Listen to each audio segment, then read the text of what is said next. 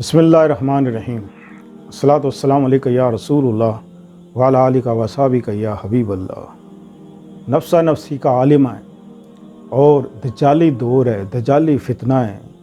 हम जिस दौर में दाखिल हो गए हैं ये दज्जाली दौर है, फितने का दौर है। इसमें इंसान बहुत सी दुश्मनियाँ अपने दिल में लेके बैठा होता है। ज़ाहरी तौर पे तो वो आपको लगेगा ये मेरा हमदर्द है, दोस्त है, लेकिन अंदर खानी वो आपका दुश्मन भी हो सकता है।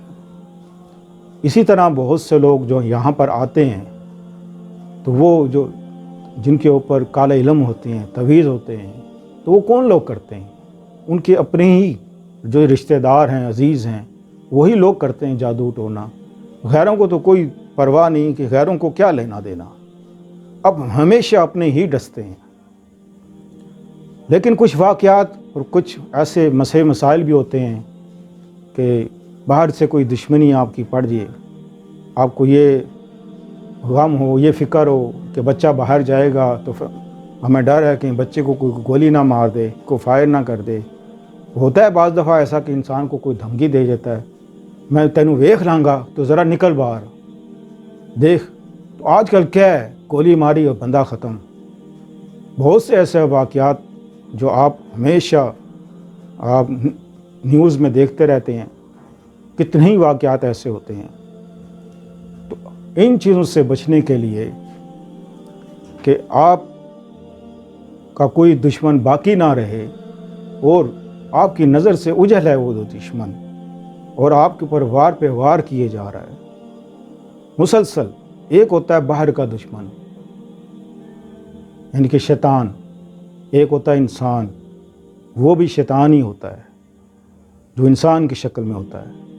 एक होता है दुश्मन जो हमारे अंदर होता है, जो हमारे अंदर ही है, वो है नफ्स से हमारा। ये बड़ा ख़तरनाक होता है, ये इतना ख़तरनाक होता है अगर ये इंसान पर गालिब आ जाए तो इंसान नहीं रहता, जानवर बन जाता है। वो किसी की भी नहीं सुनता, वो अपनी हमेशा चलाएगा। उसके सामने उसकी माँ बाप बहन भाई सब मर भी जाएं उसको परवाह नहीं होगी। ये बदबख्त ऐसा जालिम है ये। इन सब कामों के लिए, इन सब से आप छुटकारा चाहते हैं, आप चाहते हैं कि अच्छी ज़िंदगी गुजारें, अच्छा माहौल में रहना चाहते हैं, आपका दिल मुतमईन रहे, कोई गम ना रहे, तो आप